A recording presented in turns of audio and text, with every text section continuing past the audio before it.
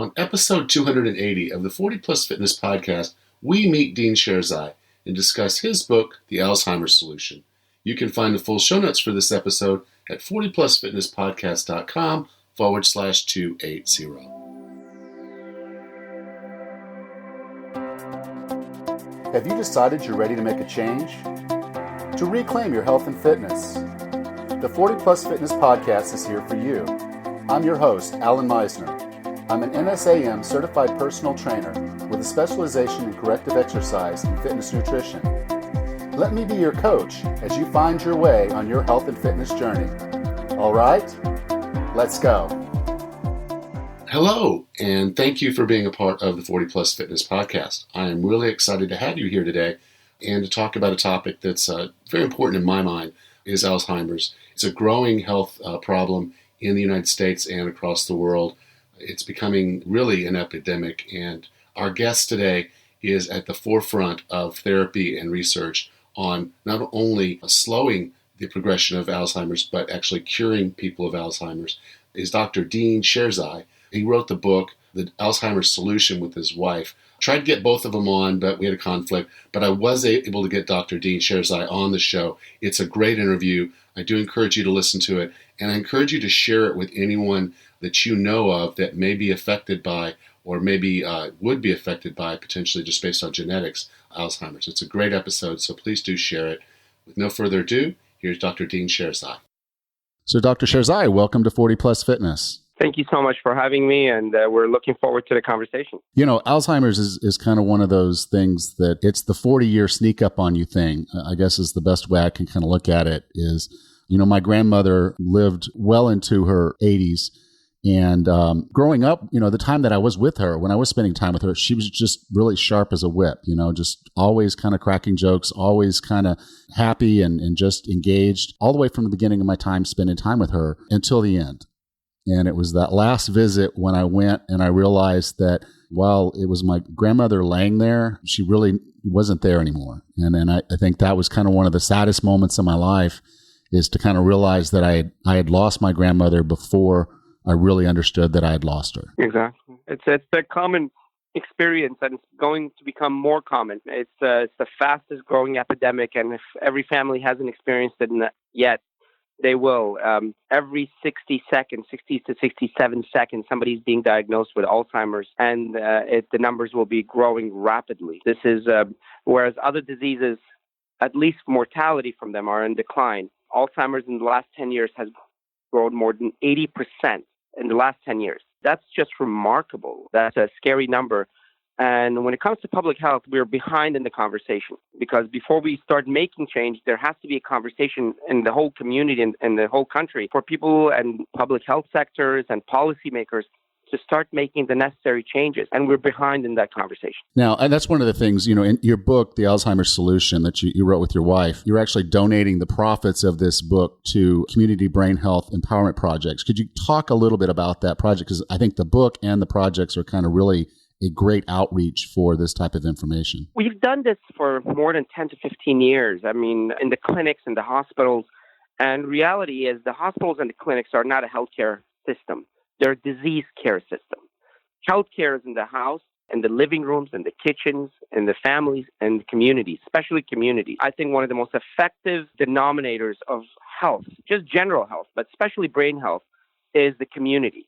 What the community does, how the community lives, how the community moves, how the community has access to certain foods. It's critical, the general knowledge. And the data that comes to us from many, many studies, but one really amazingly, beautifully nuanced prospect from Dan Buettner and his blue zones is that the blue zones, these places where people live the longest and healthiest, the denominator is the community. And we saw that personally, where actually his work and others prompted us to go from major institutions like NIH and UCSD and Columbia to Loma Linda, because Loma Linda is the only blue zone in America. But more importantly, it's the only validated or well-researched blue zone in the country, in the world. So we went there.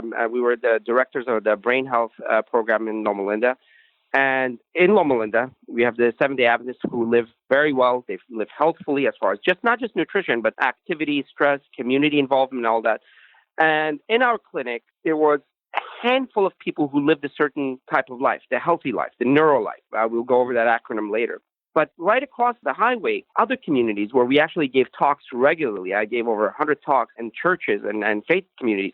The communities that lived a different kind of life, they were devastated by both stroke and the vascular dementia and Alzheimer's, especially devastated by these diseases. And there was one denominator: lifestyle, over and over again. And when my PhD, when we studied the populations, the place that the most communities get their information is not the clinic. And us doctors, we don't get trained to teach lifestyle and health and prevention in the clinics. We do the cursory checking, and as neurologists, tapping the knee and all that. And then we have 15 minutes, and that 15 minutes at the door, we say, oh, by the way, eat healthy, which is completely opposite because it disempowers the person. Where it should be done is in the community. So we went to the communities and we volunteered, and we still do with the kids and everybody. And we decided that whatever profits we make from this book, all of it will go back to the communities. And we have a Healthy Minds initiative that we've started, and we're going to raise funds, and we're going to put all of these in different communities.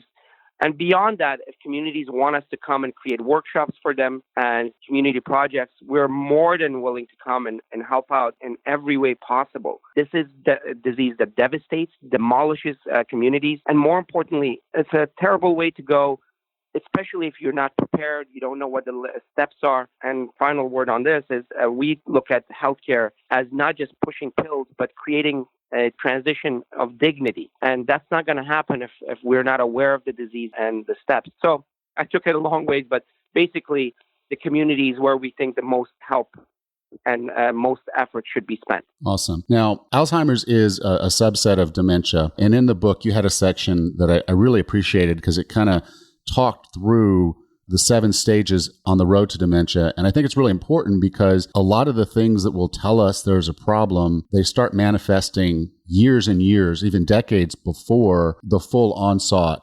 of what Alzheimer's or dementia is going to be. So could you walk us through the 7 stages and kind of the things that we would see in either ourselves or someone else that we're around that might give us some indication that there's a problem? The stages are critical because it actually speaks to why we've spent erroneously or inappropriately billions and billions of dollars research at the end stage. Now we know that disease, Alzheimer's, and for that matter, most dementias start 10, 20, 30 years before any clinical manifestation of memory disorders. So that's why I love your show, 40 Plus. The midlife, 40s and 50s and even 60s are critical times because it's during this time that every disease actually, you know this probably better than us, a lot of people that during these years, 40s and 50s, that most of the diseases start taking a foothold. This is the time to make the necessary changes to start pushing back the chronic diseases, which we'll go over the processes.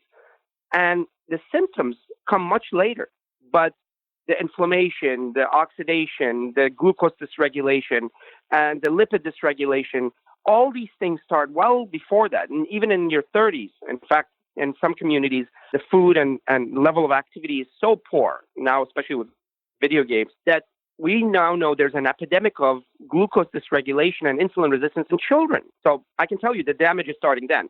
But at least in your 30s and 40s and 50s, you should definitely be aware that when you are when you're checking and your blood pressure is no longer, the systolic, the higher number, in the 120s and it's creeping up, or your cholesterol is creeping up, or the fact that you could withstand the steak or the cheeseburger, several of them a week, now your body is not going to be as resilient. That's where the genetics comes in. Your genetics are not a disease-specific genetics. It's your body's resistance genetics, meaning how is your vascular response to things? How is your inflammatory response to things? Well, as we get older, it's not going to be as good, so you have to make the changes necessary. So the damage starts taking place earlier on.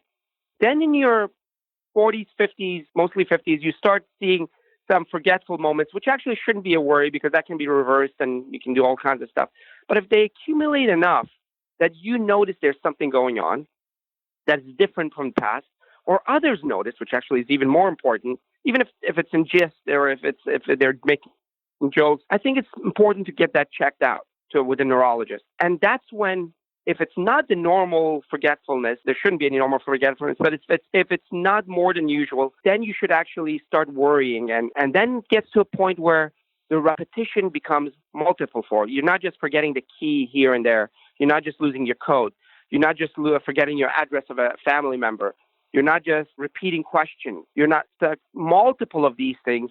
Then you start worrying. And actually, at that point, when you have multiple of these things, and when they do these tests, simple tests like MoCA and Mini-Mental and these things that the neurologists do, and if you lose a point here or there, it might be called mild cognitive impairment, or MCI.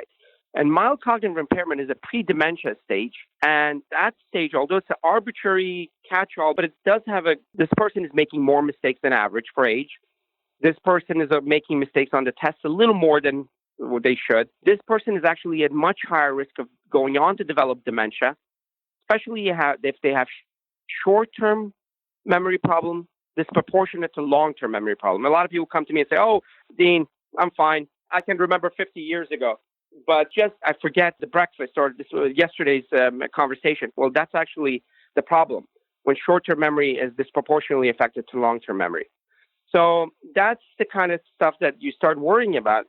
And it's at the MCI stage, or mild cognitive impairment stage, that every year about 10 to 15% of them go on to develop Alzheimer's. And not all of them do eventually. About 50% do and 50 don't, depending.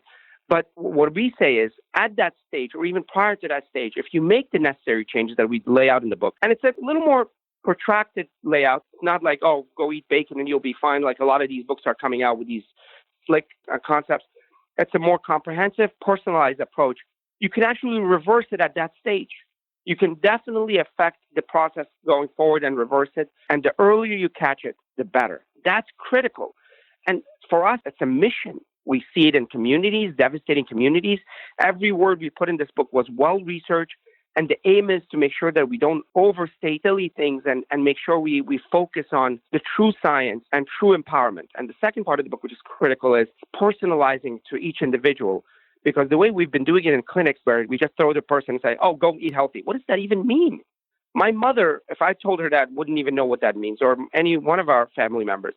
So you have to give them a personal approach on how they can apply it to their own life, which is the behavioral component. So we're proud of that aspect, which is it's science, but it's a personalized science for a disease that is personal to us and personal to our community. So that's the journey we took. Now, a couple of things you got into, I think, are kind of critical here that I want to kind of emphasize because I think it's very important. Is kind of the first thing is obviously everybody wants to have a simple solution. They want the super pill that they can take that's going to fix this problem, or they want to say, okay, eat this one food and it's going to solve your problem. And that's the clickbait that you see on the internet. That's the headline that you read on the newspaper, and then you just don't even bother to read the article because it already emphasized something you enjoy, like bacon. And so it's say, well, I saw a headline that says if I eat more bacon, I won't get Alzheimer's, which is not necessarily right or wrong. It's just you didn't read the article or the science behind it. But what you're basically getting to in the book, particularly, is that this is a lot more complex than that, which anyone that would think that biological science of the human body would just be as simple as this one rule. Obviously, they've tried it with maybe calories in, calories out, or they've tried it with something else. So they drank the shakes and all of that. And they said, well, I took the shakes and I lost 10 pounds and then I didn't lose any more. So I quit the shakes and I gained the 15 pounds back. And it's like, okay, well, obviously the simple rule isn't going to always apply. But you have in the book kind of the 4 pathways to Alzheimer's. And the thing I liked about that was I had heard about 3 of them. And I want to get into the 4th one because I do think that's kind of the thing that differentiates your book from a lot of what's out there. So I do want to get into that. But I think understanding the baseline of lifestyle and these 4 items that you should put in as the pathways of the things that are, if we're doing well there, we're reducing our overall risk, or maybe even or just delaying the onset of this bad disease. Because again, we might not be able to entirely flip our genes to do everything we want them to do. They're not quite that steerable, but doing these 4 different things is going to take us a long way towards living a healthier life, not just against Alzheimer's, against I think a lot of diseases. So do you mind going through the 4 pathways? Because I think really understanding those is the value of this book. And it really kind of lays the foundation for your neuro plan, which again, I think is fascinating to individualize and take these 4 pathways and kind of build a solution that works for you. Exactly. So most people think that the brain is a separate organ. It's a black box. Nobody knows about it. So that's actually where the helplessness comes from. It's not. It's the same as every other organ, but much more resilient as well as much more susceptible. This 3-pound organ, which constitutes about 2% of the body's weight, consumes 25% of the body's energy. So it's under constant attack from very early on. And even during the night, during sleep, the brain is continually working. So what we say is whatever you do here for the brain is going to affect the rest of the body just as much, if not more. And it's critical that we kind of focus on those pathways because 30 years, research has been focusing on the end product, which is amyloid and tau accumulation. Amyloid and tau is not these bad proteins that they find as a result of analysis of the brain after the person passes away from these diseases, but those are not the causal process. The causal process, or the thing that causes it, starts earlier and from different paths. People who played football or had many head traumas, they develop this inflammation and vascular disease because these little micro vessels burst, so they come to it from inflammation. Or some people who've had significant oral hygiene or some kind of inflammatory process in their body because of inflammatory disease, they come to it from inflammation. Others come to it from lipid dysregulation. One of the genes involved is ApoE4, which is actually related to both inflammation and lipids or fat movement, processing of fat. Well, if you eat fatty foods, especially saturated fat, that's going to take you from that path towards brain disease. And nowadays, nuanced writers, they're trying to create two pathways. Oh, it's not fat. It's sugar dysregulation or it's both of those. If you have too much simple sugars or if you have saturated fats, both of them can be harmful for your brain. So you don't have to divide people into camps so you can pick, the easiest pathway to make money. It's both of those. Saturated fat is bad because it actually affects the lipid metabolism and all those genes and proteins are affected. Then the other pathway is glucose dysregulation. Some people actually call Alzheimer's type 3 diabetes because we find insulin resistance almost ever present prior to developing Alzheimer's. Ubiquitous. Whereas, and we did a research when we saw insulin resistance very strongly correlated with brain disease and cognitive decline. We did another national study, my wife and I, where we saw diabetes strong with Alzheimer's and dementia in general. So yes, so if you have lots of sugar and especially simple sugars, you're going to damage the brain. And that pathway over time starts overwhelming the brain, and that's the problem. So lipid dysregulation, glucose dysregulation, inflammation, oxidation, which is these oxidative pathways that start affecting the brain significantly. And what happens is oxygen and molecules like oxygen are used by the body, but then they leave these radicals, meaning free electrons, that actually break down cell cycles as well as cell walls. And that actually starts damaging, especially the neurons. They're all interconnected in the sense that if you start the pathway from a glucose dysregulation, eventually it's going to affect also the lipid process as well as the oxidative and inflammatory. And if you start from the inflammatory pathway, eventually they start affecting the others as well. It's a closed system. We know that. But what we wanted to show was two things. One is we should focus on the end product, which is amyloid and tau, but we should realize that damage started years earlier and we can affect it.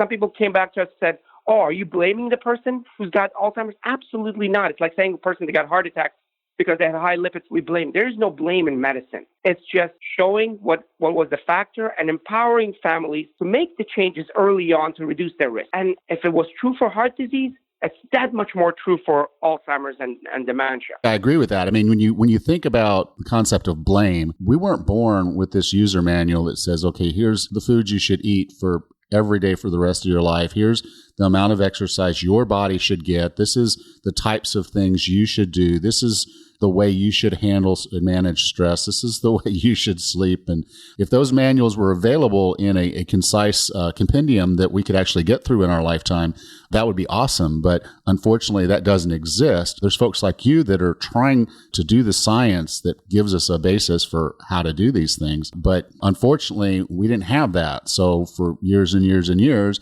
they said, okay, well, you need to eat these low-fat yogurts and things like that because fat is the problem.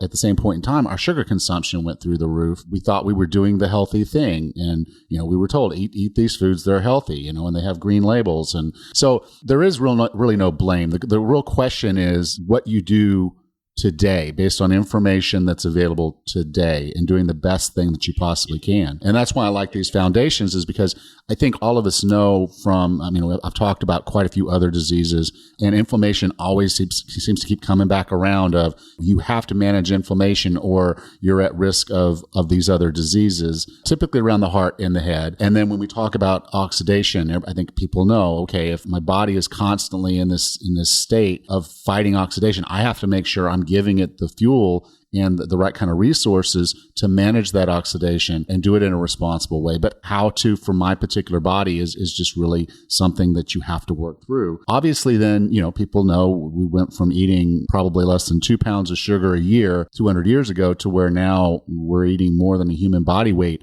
in sugar per year. It's just phenomenal the amount of sugar that's available to us and all the different ways that it's available to us. Science is great when it's trying to do the things you're trying to do, but science can be pretty bad when it's trying to come up with a new, cheaper way to make a sugar that we can put in our processed foods. But the one I really want to kind of dive into, because yours is the first book that I've heard that's talked about the lipid dysregulation as a causal source for Alzheimer's. So could we kind of spend a little bit of time there, because I've really never heard anybody talk about that pathway in some of the other episodes I've done on Alzheimer's. And I'll be sure to link to those in the show notes for this episode, which is episode 280. So 40plusfitnesspodcast.com/280. I will make sure to link to all the other episodes that I've done where we've talked about these other things, but I've never really talked to anybody about the lipid dysregulation. So could we spend a little bit of time there, because that is a differentiator for your book? Of course. So what happens is, let's talk about genetics quickly.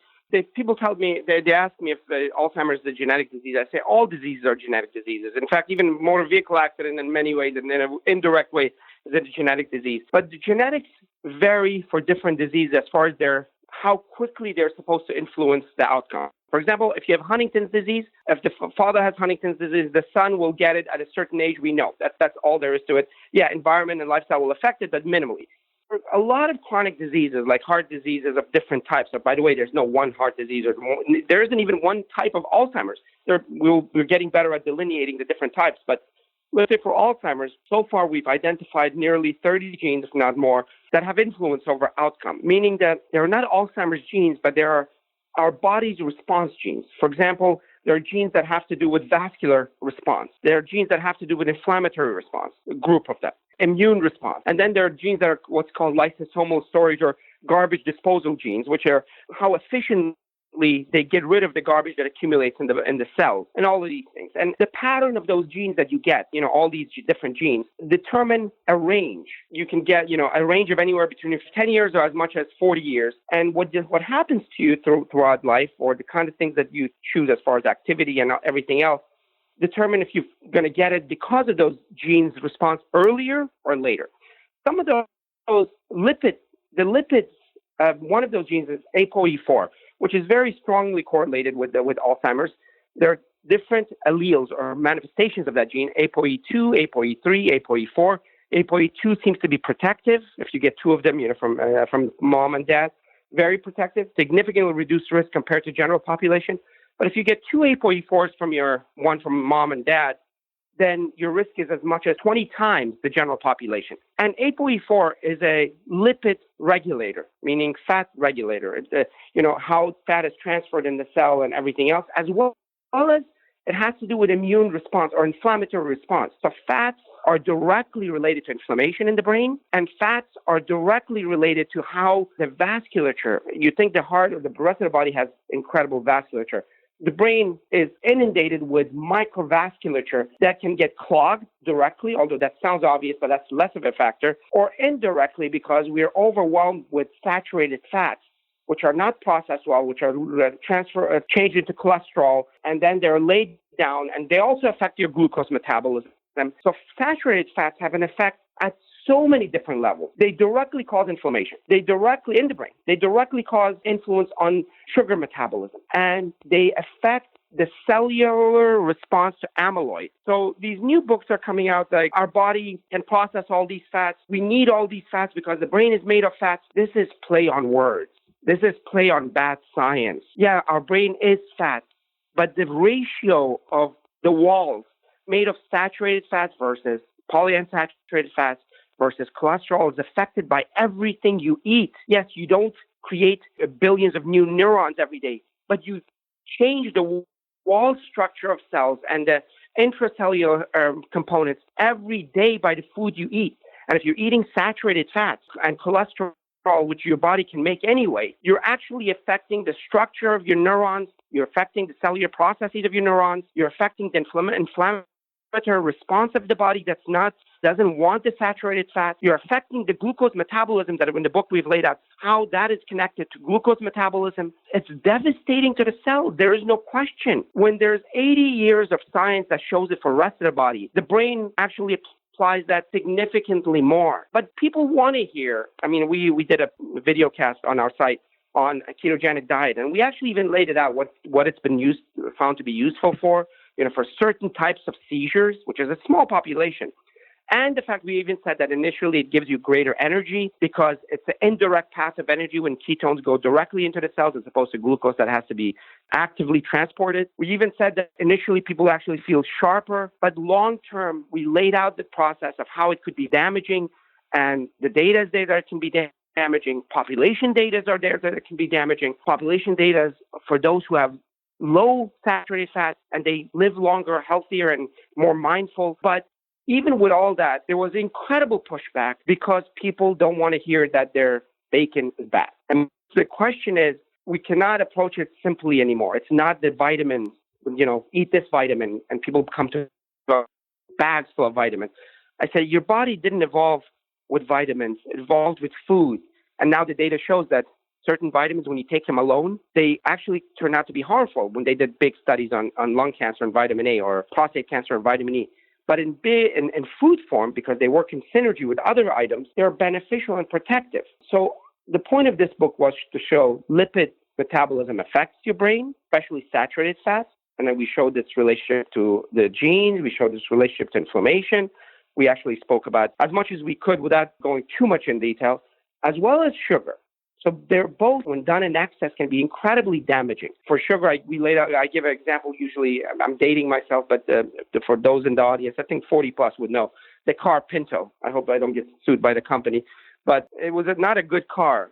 Putting a Pinto on nitro 24 hours a day, 7 days a week for several years. Let's see how the engine does. So that's what's happening to your mitochondria of your brain. The same thing with saturated fat. Imagine giving it a unrefined oil to your engine. What's going to happen to your arteries and system in the car, but in the brain even more, because even the cells incorporate into their cell walls. So we put a more complex picture of it. But what we did, which was, I think, more important, we actually showed that how small steps, it doesn't have to be binary. It doesn't have to be all or none. Every positive step you take is a huge step for your brain and body. And the way to make behavior changes, one small step, one small success at a time, and recording it, personalizing it, and then taking the second step, and then taking the third step. One study that my wife did, and I was part of it, she's the main author. She won the American Heart Association award for it. California teacher study, 144,000 people, well-documented, well-studied. The Mediterranean diet, but specifically the plant-based component of it, had reduced the chance of stroke, the third leading cause of death and mortality, by 44%. Do you know a drug that does that? It would definitely be a market leader if if it gave those kind of results. They said that if a drug affects the disease by 10%, it's $1 billion drug. Well, here's 44%. The same thing with dementia. Diet, plant-based, Mediterranean, but plant-based components, and studies, big studies, as much as 50%. But nobody hears about it because it's not the pill. It's not the easy solution. Well, in this book, we kind of laid out how you can actually incorporate it into your life, into your families, into your communities, and stepwise. It's not an all or none phenomena.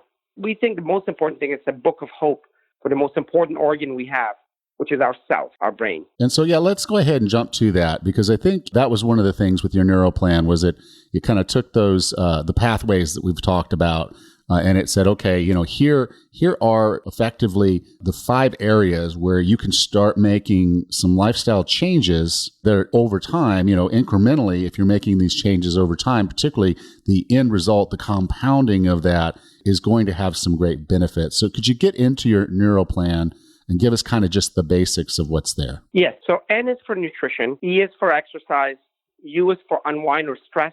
And it's not just stress reduction, it's stress management, because we say So there's good stress and bad stress. R is for restorative sleep, not just sleep. You can knock yourself out with a medication, but if you don't go through the cycle, it's not restorative.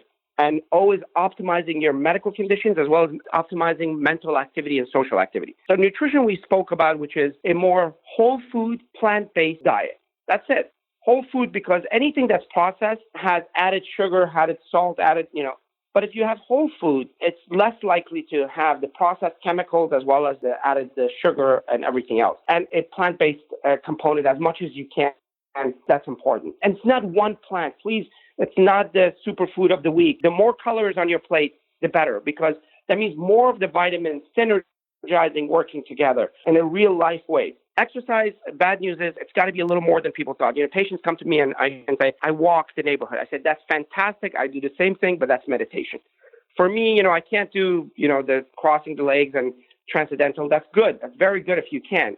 For me, it's the walk and then that cadence and then calming of the mind. That's meditation. But exercise, we talk about proximity and ease. Bring it to your living space.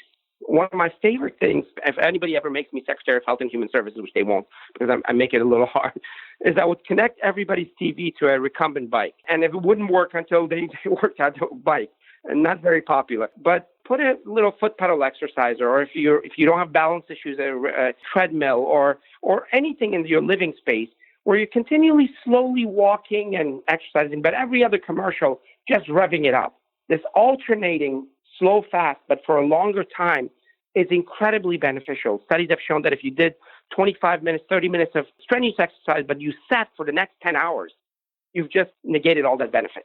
So continual natural movement. In fact, the blue zones and other studies have shown that communities that were most healthful or healthy were the ones that had natural walking as part of their daily activity. So and significant amounts of it. Third one is unwind or stress. Stress kills neurons. We actually know that brains that are under significant stress, they're shrunken, they're affected significantly, and we know the effect of cortisol and epinephrine and other chemicals and inflammation with stress.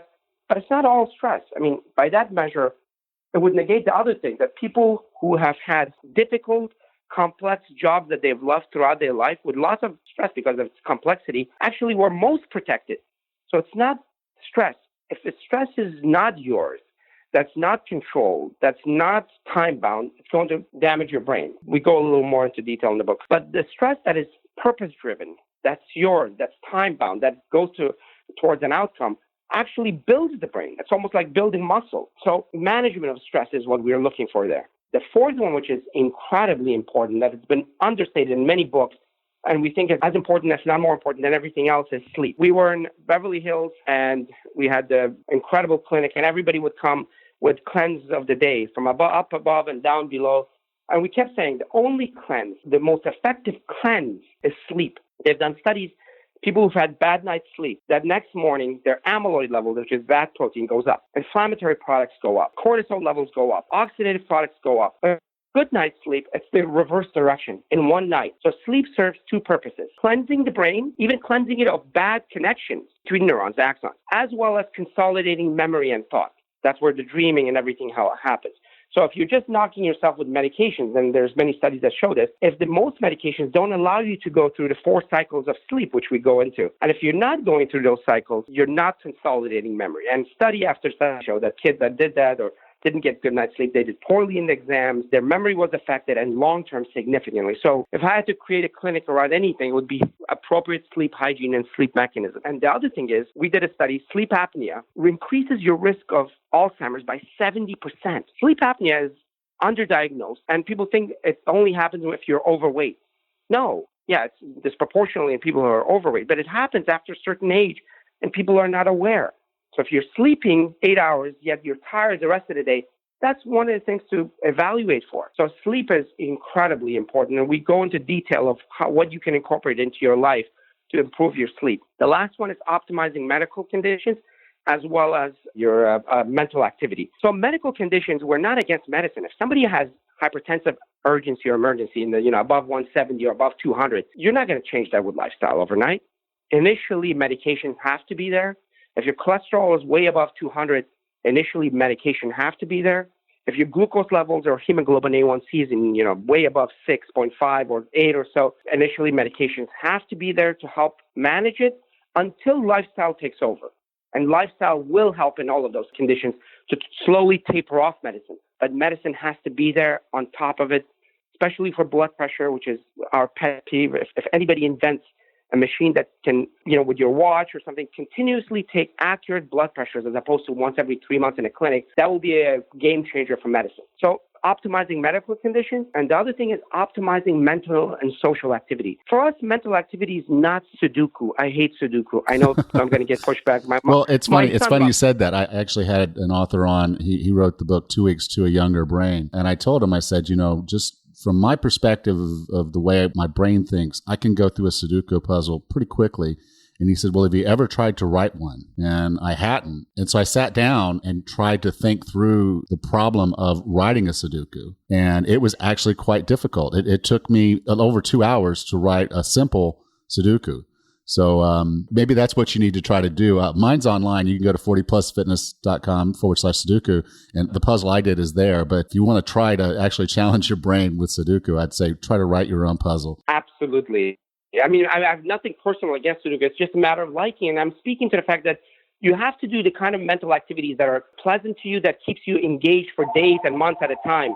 So that's the critical thing. The more complex activities come from your history. I had many patients who are music teachers. And my gosh, I said, wait a second. You don't have to follow little dots in a screen, which is so contrived. Playing music and learning new music, that involves attention, that involves memory, which is your temporal lobe and hippocampus. It involves processing, which is frontal lobe. It involves your visual cortex. It involves your parietal lobe because you're using motors. That involves the entire brain. And most importantly, it involves your history and your emotions. If somebody is a reader, it shouldn't be just reading. It actually speaks to your Sudoku thing. I tell them the 4 R's: read, rewrite, review, and then ramble. I have to have a 4th R. Ramble means bring your own thoughts into it. That involves recalling what you just read, reviewing it, which is frontal lobe, and processing it and what they said, and then your own thoughts brings the entire brain into this. You just described this podcast. Yes, exactly. This is why I do this. I mean, I tell you, in many ways, I'm not trying to give you fulsome flattery. You guys and the radio and podcast and all, you do more public health than any doctor does, because I shouldn't say this, but pushing pills is important. It is. I'm not going to discount it. The reason we're living so long is because of medicine and surgery and all this stuff. But chronic aging after a certain age of 40 or even 30 and above takes a lifestyle. And that comes from communities like yours that actually connect to the family, to their homes. So yeah, I value this. I value what you do. One of the best activities would be to get a group of friends, play cards, have a healthy snack, and then do dancing afterwards. That's it. That to me is the best healthcare gathering there is, because you've involved the brain, you had the social component, you had the healthy food, and the dancing is the motor and the mental activity. So there's my prescription of the day. That sounds awesome. So again, Doctor, thank you so much for being a part of 40 Plus Fitness. If someone wanted to get in touch with you, learn more about the book, learn more about your outreach and your clinic, where would you like for me to send them? If they go to Team Sherzai, TEAMSHERZAI.com/book. And when you go to Team Sherzai, there's also a brain assessment, so you can actually do your brain assessment with your lifestyle. But if they go there, the book is there. We do podcasts, and we do not podcasts, video sessions, and we have articles on different things. But they can get everything from that site. That's awesome. So I'll make sure that's in the show notes. If you go to 40plusfitnesspodcast.com/280, you'll find that link to that site. And do check out this book, because whether you're looking at Alzheimer's, dementia, or, really, because I think a lot of these lifestyle changes and the approach you have with the Neuroplan is really kind of that incremental thing of saying, how do I get a little healthier every day? And the brain and the heart and the body, they're all connected. All these things we're seeing with diabetes, heart disease, and Alzheimer's, they're all connected diseases of lifestyle, and understanding how we can kind of put together a plan that fits for us, which I think the Neuroplan is an awesome approach for that. This is a great book, and it's going to make you a healthier human if you incorporate some of the things in this book. So I do appreciate the book and appreciate you being a part of 40 Plus Fitness. Thank you so much. Really appreciate it. And anytime you have any questions, you can get a hold of us. Outstanding. If you enjoyed today's podcast, would you please go to 40plusfitnesspodcast.com/review. From there, you'll be able to subscribe, rate, and review the podcast. I read each and every one of those reviews, and I use that information to make this podcast better. So please go to 40plusfitnesspodcast.com/review, leave a rating and review, and subscribe to the podcast today. Thank you. Next time on the 40 Plus Fitness Podcast, we meet Dr. Bruce Fife and discuss his book, Ketone Therapy. Until then, have a happy and healthy week.